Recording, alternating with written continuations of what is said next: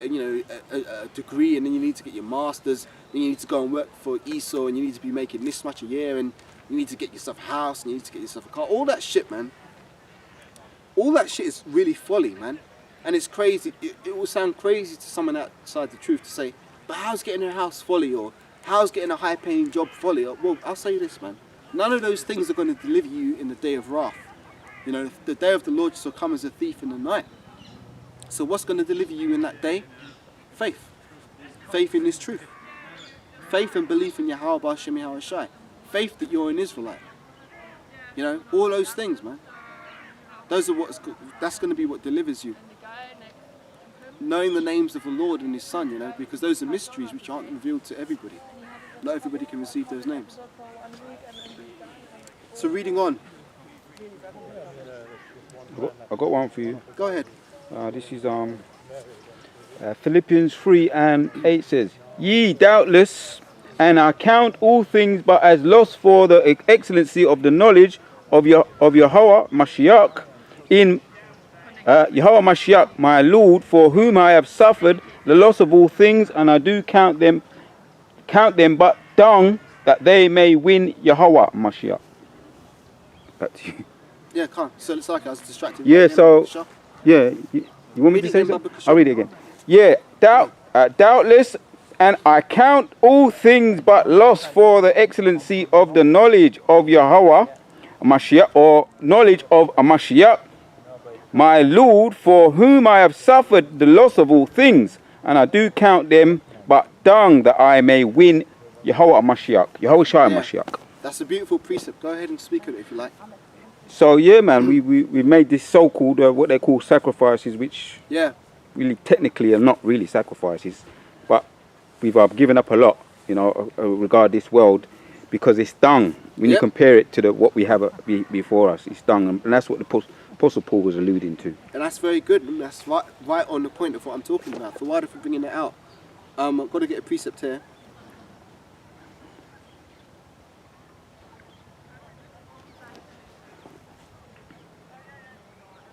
Right, Psalms 51 verse 17. The sacrifices of the Most High. Let me read that again. Psalms 51:17. It's luckier. The sacrifices of the Most High are a broken spirit, a broken and contrite heart, O power thou wilt not despise. Right? So that's another thing, man. When you come into this truth, you're going to take, we always say this, you're going to take a lot of L's, man. You're going to take a lot of losses in this truth. But guess what? Those are the sacrifices of the Most High.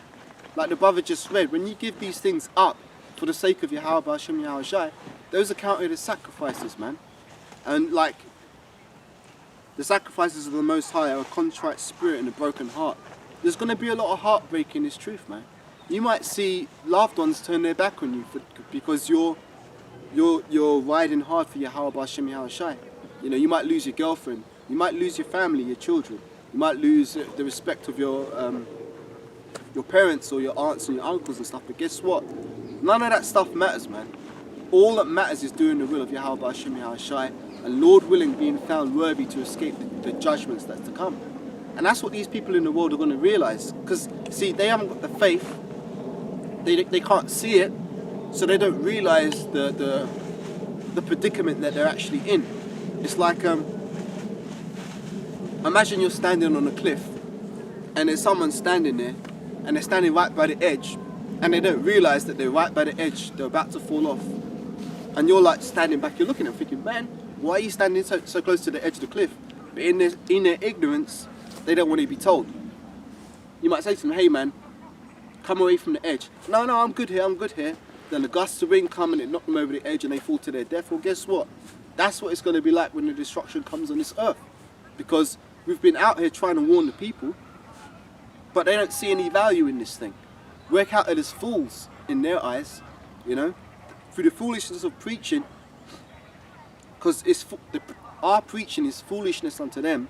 It's only going to be foolishness until they actually see the Lord reappear. Then they're going to realize, oh shit, that's what this is all about. I thought my life was about going to school and going to college, then going to university and getting a degree and getting a high-paying job and getting a house. I thought that's what life was all about. Well, no.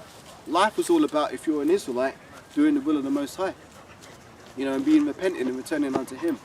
The scriptures say, seek ye first the kingdom of heaven, and then all these things will be added unto you. And I used this analogy the other day at the camp, when I was out there the other day with the elder. There's a saying that my mum used to say to me when I was growing up, and it's like, don't put the cart before the horse. Like, you shouldn't put the cart before the horse. And that's what a lot of people do in this world, right? Let me break that down. Because the horse is supposed to pull the cart, right? So you don't put the cart before the horse, otherwise you ain't going nowhere, right? So it's about getting your priorities in order. And that's what you do when you come to this truth. You make Yahweh Hashem Yahweh Shai your priority. I'll give a great example. We're out here on a Saturday, right? And usually this is where we hold our main camp day on a Saturday. And just to say this, I can't remember the last time on a Saturday that I had the desire to do something else other than to be here and teach. Now, have I been here every single Saturday? No, there's days where I'm going to be, maybe I'm not well or something, but my desire is to be out here teaching this word. I mean, this is the day we look forward to, because this is the day when we're able to teach this word. I mean, yeah, we do our videos and our sit-downs in a week, but here's the time when you're able to actually come out and preach the word, and it feels good to be doing that, because that's pleasing in the sight of the Most High. And what pleases our Lord is what should please us. Really, that's about having your priorities in order. Where if your priorities are out of order, you're going to be seeking to please yourself. And there's a lot of things you could do. There's a lot of things you could do, because there are many temptations out there in the world. Like, I don't know, maybe you want to go and watch a football game, or you want to go to a party, or you want to go drive your car or something like that. There's so many temptations that could be there to draw you away from the truth, but you make sacrifices. Like, you know what, man?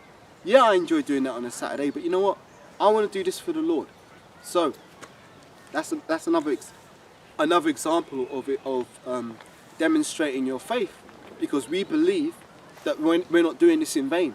And again, that's why probably some guys might fall out, because they, in the back of their mind, they don't see the value in what we're doing. Like, they'll be thinking, oh, well, you know what, man? Yeah. We've been out here preaching for the past 5 years and nothing's really changed. The world's still going on, and I kind of feel like I'm missing out on life. Well, that's a very dangerous mind state to be in. Because me personally, I don't feel like I'm missing out on anything. In fact, I feel honoured to know this truth, because we actually know the secrets of what's about to come. So there's beauty in that, and there's value in that. What, like, this world's about to pass away, man. So what, if you're in your right mind, you know that this place is finite. We're looking for something which is infinite. We're looking to be immortals, man. We don't want to be walking around on these fucking dirty streets and seeing all this filth and degradation forever. We want to be changed. We want the new bodies, man. We want to see how Shai come back and level this place. That's where our desire is. And for me, it's hard to understand someone who can't see the benefit of that. Like, a lot of people used to call me a miserable bastard, right? And I don't feel offended at that anymore. Stop it, bro. No, for real, man. This, but all you talk about is doom and gloom, and you don't smile enough. Well, what the fuck is there to smile about in this place, man? When you understand that you've been in captivity all your life, right? And that they've lied about your history, lied about where you came from, they're trying to keep you subservient to their system. What is there to be happy about in this place? I'm going to give a testimony, right? There's a guy who I used to know, who I grew up with, and he was Jake, and we'd been friends since he was about 11, and I knew him right up into my adult life.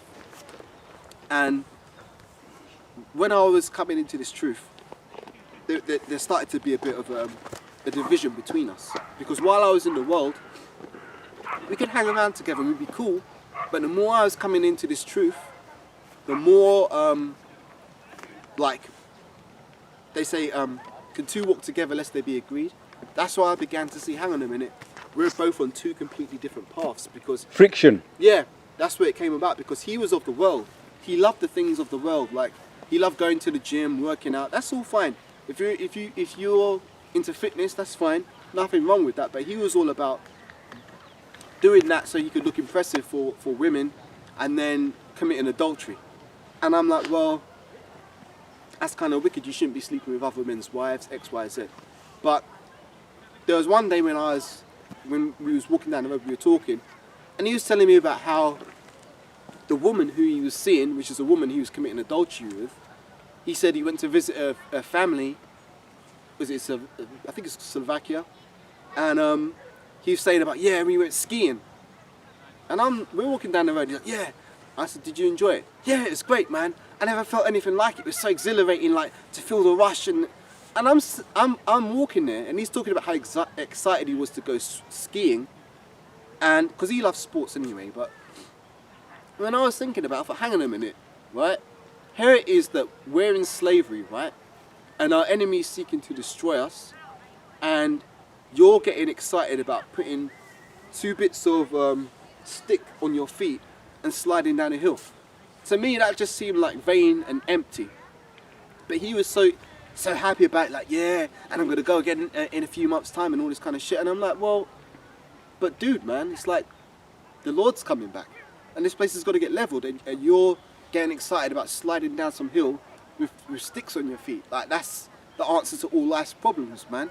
And again, it just showed the simplicity of his mindset. It's like, to me, that's a very childish state of mind. Like, Yeah. you take your child to the fun fair, and a child wants to go on all these rides and eat the candy floss and see all the lights. Okay, that's cool, that's a child. But when you become a man, you put away childish things. When you become a man, you put away childish things. And that's a very childish thing, man. You got one? Yeah, I got one. Matthew 6:32 says, "For after all these things do the Gentiles seek. For your heavenly Father knoweth that you have need of all these things, but seek ye first the kingdom of Yahweh thy power and his righteousness, and all these things shall be added unto you." That's right. Beautiful precept. That's what I was saying earlier. Now, again, when he looked at my life, in his opinion, he thought that I was basically getting worse and worse, because the more we talk, the more I'd bring the truth out. And the more I'd have a precept on X, Y, or Z, like I'd be saying, you know what, man, you shouldn't be doing that because the Bible says X, Y, and Z. To the point where he would stop texting me, stop calling me, stop visiting me. And that was all good because I kind of didn't want to be around a wicked guy in the world. But it just emphasizes my point that the more you get into this truth, the more people are going to turn their back on you. You know, and don't be surprised about that. And when they do turn their back on you, like, I wasn't offended by it at all. In fact, I was happy because I thought, you know what, man, if you hang around with people that are going off, eventually they might get judged for what they're doing, right? And you don't want to be around when that judgment falls upon them. And that could quite easily happen. So that's why you've got to be mindful of the company you keep.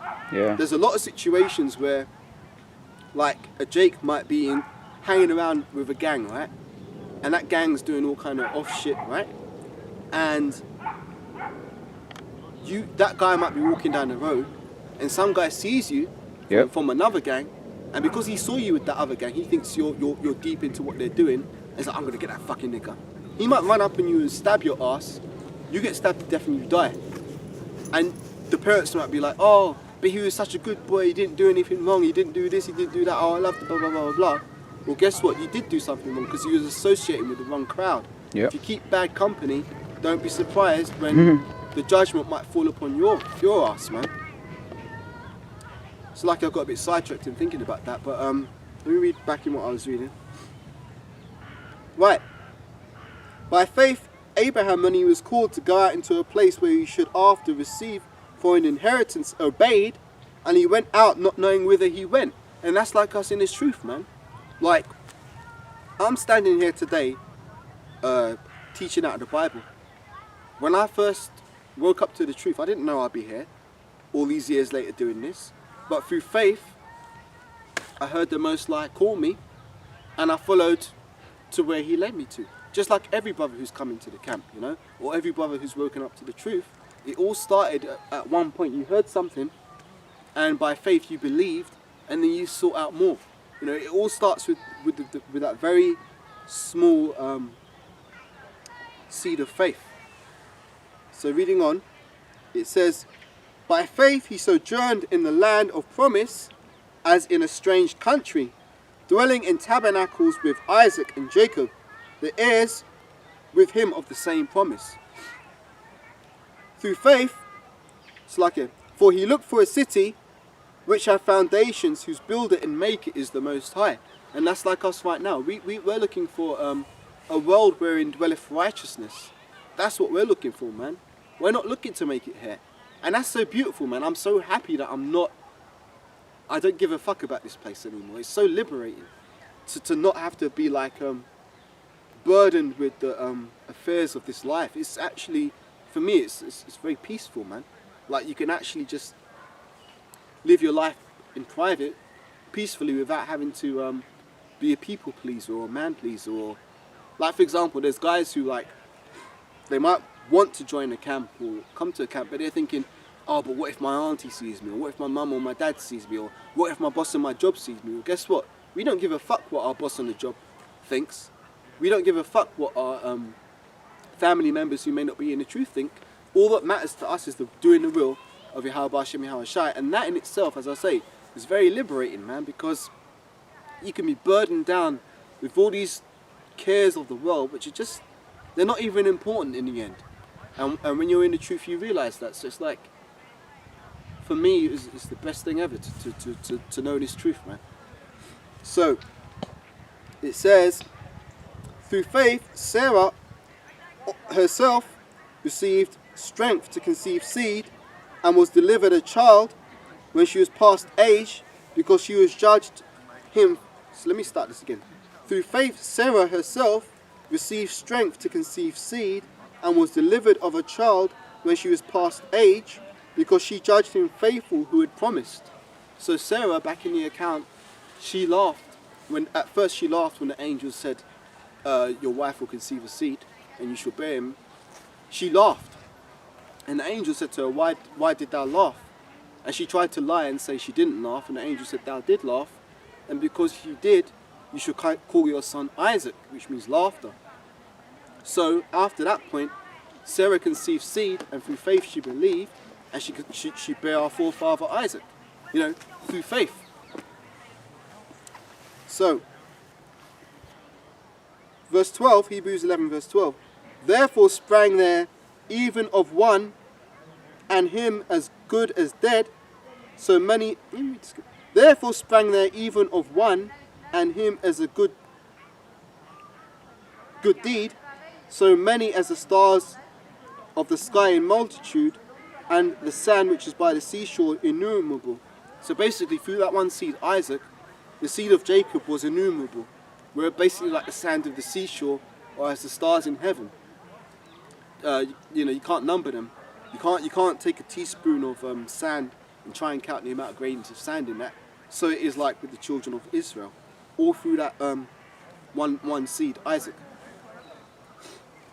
So it says, these also died in faith, not having received the promises, but having seen them afar off. So that's what we see, man. And again, the things we see are afar off to the people of this world, but actually they're not afar off to us. We see these things coming very quickly, very rapidly, because in 2nd Ezra's, it tells us to measure the time diligently in itself. So when we pay attention to prophecy, and the word prophecy means to say before, these things were all written aforetime for our learning. And when we see these things lining up, we get excited, man. Like me, man. First thing I do when I'm waking up, I'm checking on the, well, first of all, you give thanks to Yahweh Hashem Yahweh Shai for getting another day. But you check on your YouTube feed to see what videos brothers have put up, and you check on the news articles to see what prophecies are going down. Now it's like every day there's something new, man. The Lord is moving fast on this place, and even in 2 Peter it said, Yahweh Shai is not slack, as some men count slackness regarding his promise, but is long suffering to usward that, let me get it rather than roughly paraphrase, it's like it.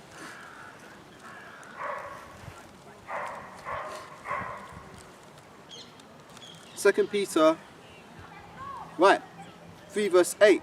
But beloved, be not ignorant of this one thing, that one day with Yahweh Shai is as 1,000 years, and 1,000 years is as one day.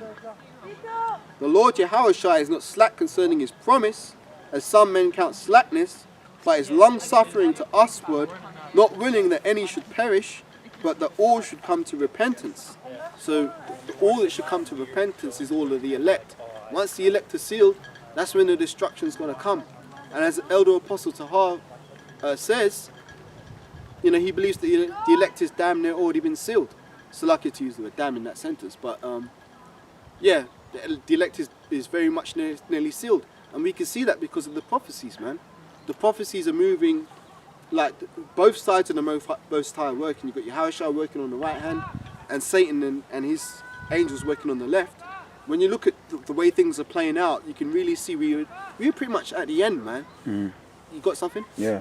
Bring it out, Bible. 2 Corinthians 4:3 says, "But if the gospel be hid, it is hid to them that are lost, in whom Yahweh of this world hath blinded the minds of them which believe not, lest the light of the glorious gospel of Yahushua Mashiach, who is the image of Yahweh, should shine unto them." That's right. Yeah, you mentioned your friend. You was trying Oh, to talk to your friend, and he was getting, you know, where there was a friction because the gospel be hid. It is hid to them that are lost. There was a screen, a blank screen, or, you know, a demon could do that. Yeah. You know, just put up a screen. So what you're talking is like you're talking another language, and all the brothers have had it to either a greater or lesser extent with our families and stuff. Yeah. So they're blinded. I was talking to Elder Dawad. I mentioned a dream, a vision I had, and when I used to go to church, there was a particular coon. There's a lot of coons, you know. We know there's a lot of coons in Christianity. But I remember this one, and me and him got on.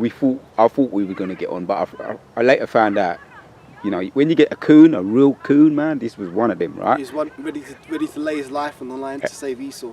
Elder. And he said to me in the dream, cut long story short, he said to me, have you had your booster, your third one, right? This is what he said. Because me and him was chilling, because a couple of times I've been around houses, for dinner and stuff, and he's there, and, you know, a black man. He said, yeah, black man, you know, might be all right, you know what I mean? Yeah. But boy, so he said to me, you had your you know, because that's what they do. That's another thing. There's a lot of morals to this dream, but I'll just say it verbatim, right? And I said I don't remember. I acted like the two that I had fucked me up. I don't remember. I don't if I had the third one, you know, and I was kind of acting, you know, I was kind of playing it off. He said, "Oh, don't you remember? Oh, I got it here then. I got it here." He blew out one big damn needle, you know. He wanted to choke you. And I said, "Rah." I said, "All right, I'll see you later." And I took off. This was a vision. So I took off running, and it was spiritual, kind of low level spiritual power. But every time I looked behind me, he was running. He was there, chasing you. And this guy was like, he's older than me. He's in his 60s. He's older than me. And every time I look back, he's there. It's like, have you ever had that kind of nightmare where the person can't shake them off? So I'm looking, I'm thinking, boy, let me duck down there, go down the dark alley, go down there. And then eventually I started to see that it was getting further and further away. And then I said, I'm getting away. And then I woke up, I said, fucking hell, I got to tell one of the brothers about that. So the point is, there's people that are under strong delusions, and they could use your family.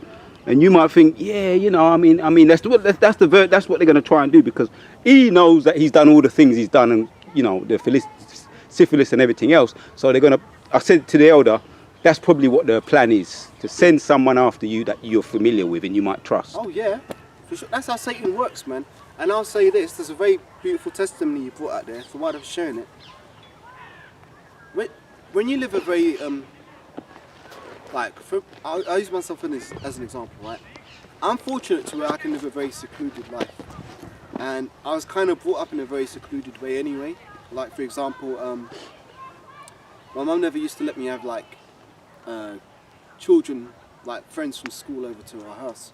It's just not something that she allowed, so I kind of lived in two worlds. Like, there was the world where I went to school, and then there was my real life when I go home. And that kind of continued and carried with me to where I'm, even as an adult now, I'm still very sort of private and secluded. And it's a good thing, because I don't really want to be engaging with the folly of this world. But the reason why I'm saying that is because if you live a very, if you keep a very tight circle, you can really see when Satan's moving on someone who's around you, because it stands out. Let's put it this way. If you keep your circle tight to where you're only dealing with, say, maybe 3 people on a day-to-day basis, if you can do that, not every brother can, but thankfully I have the circumstances where I can do that. If you keep your circle tight, when Satan tries to approach you, like for example, that person in the dream, he was trying to get you to comply and take the shot, right? Yep. You can clearly see when Satan's on someone to try and come at you, because it's easy, because you know that your circle is limited. So therefore, when Satan does jump on someone, you're like, hang on a minute, that's Satan jumping on that person, making them say what they're saying and do what they're doing. Yeah. Now, that dream you had, man, to be honest, it doesn't take, I don't think it would take Daniel to get the interpretation of that one, because it's quite evident that being in Christianity, Yep. they're trying to bring you into subservience unto Esau. Yep. You said this man was a coon, Yep. so anything that Esau tell him on the news, he's going to take it and run with it, Yep. and he wants to bring you in line with him to do the same. That's why you had to get away from him. Yep. And it's a good thing that the Most High allowed you to get away from him, and people who are like that, because don't be surprised, like for those of you who are watching, don't be surprised if your family members try and encourage you to take the clot shot. Yeah. Don't be surprised if your family members or your girlfriend or your boss on your job who you thought you were cool with, guess what, man? In a few weeks he might call you in the office and say, oh, how you doing? Let's say your name's Jim, right? How you doing, Jim? Oh, it's good to see you. Yeah. I just want to have a quick word with you, Jim. You know, the government's making it a bit difficult, so, you know, we have to get everybody to take this clot shot. And, you know, it's nothing personal. You knew I was coming. Yeah. Yeah, 6/10. Yeah, it's nothing personal, but, you know, everybody's got to get this thing because it's been mandated now, you know. So, you know, if you could get it by next Friday, that would be great. Yeah. Once you get it, just let us know, and yeah, everything will be cool. We just got to do the paperwork a bit. That guy might come to you like he's your friend, but really, that's Satan jumping on that dude, trying to get you to acquiesce to the will of Esau, you know. So you can't trust these people, man. Shalom. Shalom, brother. Good to see you, man. Good to see you too. I want to say this, man. Again, using myself as a person, using my own life as an example.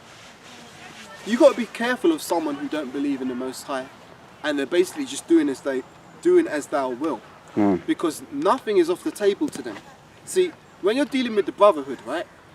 We know the laws, statutes, and commandments, so we know that there's a certain code of conduct. We know that there's certain things that's just a brother's not going to do because that would be going off. But when you're dealing with someone in the world, you're dealing with like anything's possible. Nothing's off the table to them. Like, for example, let's say there's a Jake and he's eating pork, right? And he can't discipline himself enough to stop eating the pork. Right, what if he can't discipline himself over something so simple as that, why is he going to be disciplined when real adversity comes upon him? For example, when famine's on him and tribulation, what wouldn't that guy do? Like, that's why, you know, guys who turn their back on you in the world and they lift up their heel against you because now you've come to this truth and you're like, you know what, man, I can't be down with that stuff anymore. Let them go, man. Don't try and hold on to them because they ain't worth having around, because they don't give a fuck about you ultimately. They never gave a fuck about you. Really, it's what you did for them, what they could get out of you, which is what they enjoyed. Like, oh, he's good to have around because he does this or he does that. But once you stop, once they see you as no longer having any value to them, they don't give a fuck about you, man. That's why your phone will stop ringing. You'll stop coming over to visit. They don't give a damn about you. It's actually a good thing because you're being separated from them and you're being separated from the world, because that's what this truth is supposed to do, to bring you out of the world, man. You know, what did John 17 say? You get that? That's the thing, man. You can't cling to the things of this life. Like, even these bodies that we've got, we can't take those into the chariots. We're going to get new bodies. But it takes faith to believe that. If you don't have the faith to believe that, then you're going to be like, shit, man, I don't want to lose my house. I don't want to lose my job. I don't want to lose my wife. I don't want to lose my kids. I don't want to lose my nice car. You're going to be trying desperately to cling on to these things. And I'll use an analogy, man. Like, there's been times where I've gone to a beach, right? And any of you who watch this, you may have been to a beach. Like, if you take a handful of sand in your hand, let's say you got sand in your hand and you're trying to hold on to it, right? I did this as a child. And you're trying to hold the sand in your hand, but it's slipping out from between the fingers, right? And the tighter you try and hold the sand, the faster it slips through your fingers. And that's kind of what it's like with this life. If you try and hold on to your life now and the things of this world, you're going to lose it. And the harder you try and hold on to it, the more you're going to lose it, and more rapidly, man. That's why you got to let all that go. Just let it go, man. Like, for example, I've seen a lot of videos this week because I like to do research on this, on the clot shot and, you know, what's going on and everything. And I see a lot of these testimonies from people who have been injured by this thing. And a lot of them who are injured, first and foremost, I'm seeing a lot of women being injured. Like a lot of the videos I watch is of women lamenting, oh, they had to cut off both my legs, and another woman saying, oh, I can't walk properly, and another person like, oh, I get brain fog. All these people, and I think, I'm not saying that men aren't being affected by it, but I'm saying that a lot of men are suffering in silence, because that's what men generally do. Men generally, like, when something's not right, they don't usually broadcast it to the world until it's really serious, whereas women are a lot more, they'll just talk about shit, right? Yeah. So that's just more expressive. Yeah, more expressive. And that's just the difference between men and women. But the point I'm making is that a lot of these people that have taken this clot shot and now they're injured by it, a lot of them are saying, I thought it was the right thing to do because I've got an elderly grandma and I didn't want to see her suffer with the thing, so I thought I'd get it to protect her. And you've got another woman saying, oh, but I only did it because I've got children and I thought it'd be best to protect them, or I got a job and they said I had to get it, so I thought I had to keep my job. Well, guess what? You've been deceived, man. And that's you trying to cling to your life. And the scriptures say, they that seek to save their life shall lose it, but he that loseth his life for my sake and the gospel shall find it. And that's the perfect example for what's supposed to happen when you come to this truth.